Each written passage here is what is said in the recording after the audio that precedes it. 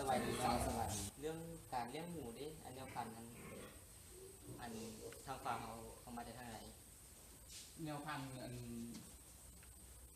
ก็แม่นที่เขาทางอาจารย์จะเลี้ยงอยู่ฟาร์มนี่เลยเอาอยู่ฟาร์มนี่เลยเอาอยู่ฟาร์มเลยเนาะแล้วก็การต้านก็คือการซักวัคซีนป้องกันพยาธิอันที่ว่าหมู่บ่สิ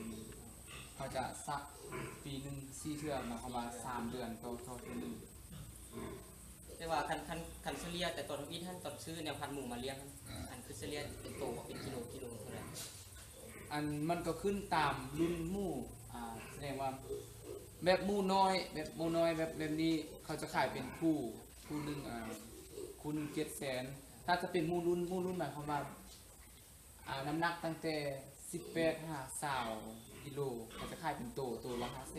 500,000แล้วการให้อาหารนี้เอาแต่ละมื้อเราให้อาหารจากข้างคน2ครั้งเช้าแรงแต่ว่าเรื่องอาหารนั้นเขาเอามาจากนอกเราบอกเขาผลิตเองบางจำนวนก็ซื้อนำเข้ามาบางจำนวนเขาก็ผลิตเองเช่นว่าอาหารเสริมแบบเป็นต้มผักต้มยาเขาจะเป็นอาหารเสริมแต่ว่าในฟาร์มเขานี่มีหมูทั้งหมดจากตัวหมูแม่หมูแม่นี่มีเดี๋ยวนี้มันมี4 ตัวแล้วก็หมูพ่อพันธุ์นั้น2 ตัวแล้วก็หมูน้อยมี10 ตัวแต่ว่าแต่ละปีท่านหมูแม่สำหรับหมูแม่เขาให้ลูกหลายเท่าไหร่คันเซเลียก็ปีนึงก็ประมาณ80 ตัวเกี่ยวกับการนำใช้สิ่งนำไว้จะเป็นทางอาหารเพราะการใช้ยาป้องกันประเภทต่างๆสิ่งตามน้องคือว่าเกี่ยวกับการขายแต่ละครั้งออกไว้นะมันคุ้มค่าหรือว่าคุ้มทุนของเขาบอกเลยกับการดำเนินธุรกิจของเขาการที่ฟาร์มคุ้มเพราะคิดว่าคุ้มเพราะว่าหมู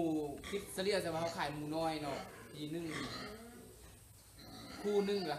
500,000สมมติว่าแล้วก็แม่นึงสามารถให้ลูกได้2ชุดปลายในปีนึงเกิดชุดนึงก็ประมาณ8 ตัว50 บาทตัว